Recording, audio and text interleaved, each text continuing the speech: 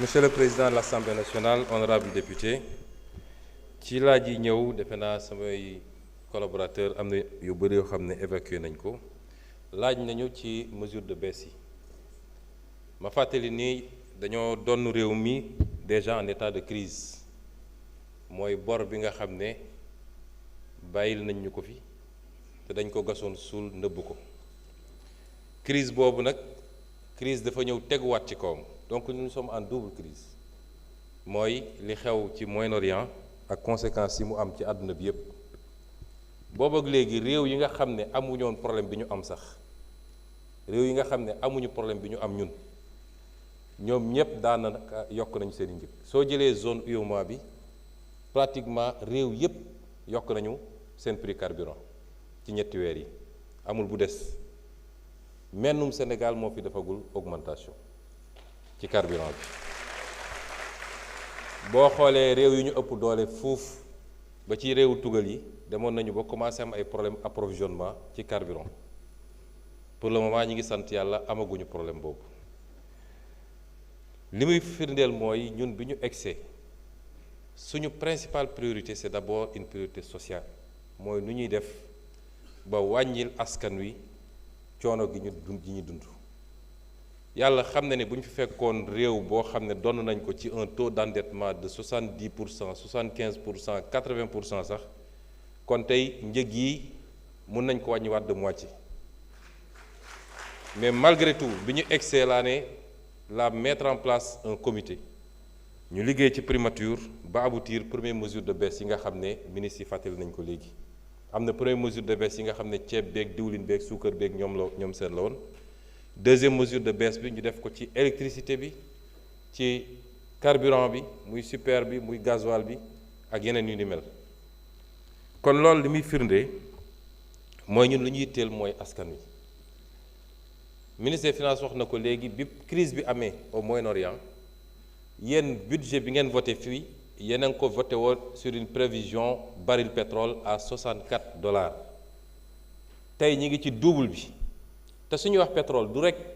impact bi du rek ci la ngay jënd ci carburant ci station bi wala gaz bi wala électricité bi déedéet parce que lépp lu ñuy consommer tey day dox ci kaw énergie boobu carburant boobu pétrole boobu moo koy tourneloo moo tax à l'échelle mondiale tey xoolal engrais bi lu muy jar engrais bi chaque jour démb rek ministre de l'agriculture newaat na ma il faut ngeen yokkal ma 10 milliards parce que prix bi ñu defoon prévision ni moom la ñuy jëndee engrais bi tey prix boobu doublé na presque loolu lay demee ci yeneen produit yépp transport bi problème la parce que les assureurs ne veulent plus assurer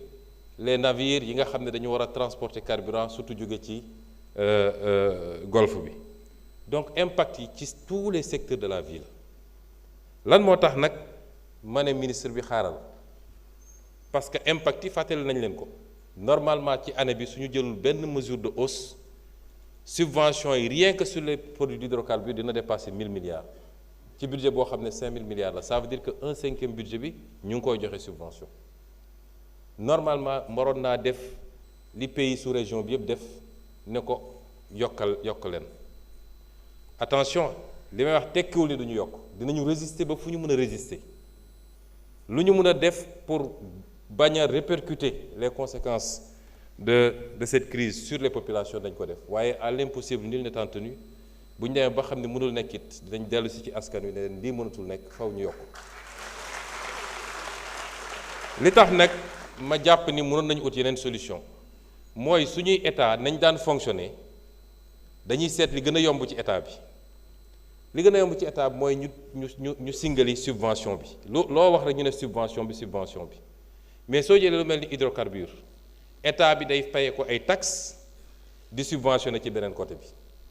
kon soo nee subvention bi posé na problème war ngaa xool ndax taxes yi aussi est-ce que diisul boo buggee liggéey da ngay liggéey ci ñaari tableau yi moo tax ma wax ministre de l'énergie ak ministre des finances ak samay équipe ñu liggéey ci trouver l'équilibre entre les taxes et les subventions ma jox leen ay chiffres yu simples soo jëlee 2021 ba 2025 ci ñaari at rek la état bi subventionné plus qu'il n'a taxé muy 2022 où on a subventionné pour 750 milliards taxé pour 523 milliards donc subvention bi dëgg-dëgg soo defee différence bi mooy 222 milliards yi parce que da ngaa fayeeku lii jeexawaat lii bu dee li nga fayeeku li nga joxe moo ko ëpp subventionné nga mais bu dee li nga joxe moo ëpp li nga wala li nga taxé moo ëpp li nga subventionné kon am na benn reliquat boo xam ne ba léegi état bi ci bénéfice am la donc 2022 am na écart 2027 milliards en faveur de la subvention et 2023 am na écart 346 milliards en faveur de la subvention année yooyu peut-être conséquence Covid bi ak année préélectorale mën na justifier loolu mais yeneen année yëpp 2022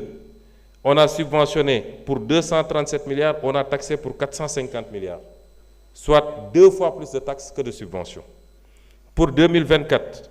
682 milliards de taxes, 467 milliards de subventions, donc un écart de 214 milliards. Et enfin, 2025, on a subventionné pour 380 milliards et on a taxé pour 665 milliards. Donc 2 fois plus. C'est pourquoi l'exercice me l'a demandé. Moi, nous soit on applique la vérité des prix, mais si tu appliques la vérité des prix, le prix à la pompe day jóg mais taxe yi ngay laaj tam day jóg ce qui fait que le consommateur est doublement pénalisé cette double pénalisation là man bëgguma mu am ci réew mi moo tax liggéey boobu nag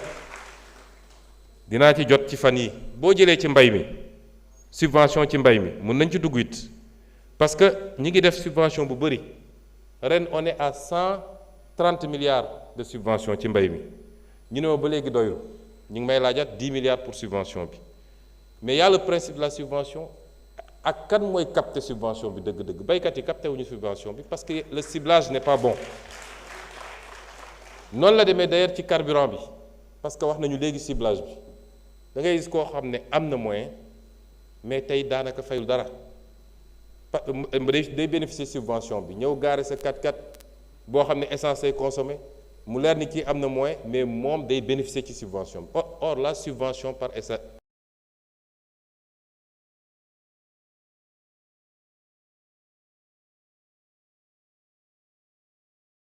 ñu ngi ciy liggéey mais soo jëlee mbay mi tey boo jëlee structure subvention bi semence yi moo jël 33% des subventions engrais yi jël 48% ñaar ñooñu rek presque jël nañ subvention bi yëpp mais semence yi xam nañ ni détournement yi bëri na ci engrais bi détournement yi bëri na ci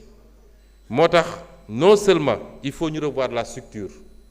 est-ce que état dafa war a continuer di def beaucoup d'argent ci semence bi ak subvention bi moi je préfère ñu def ay transfert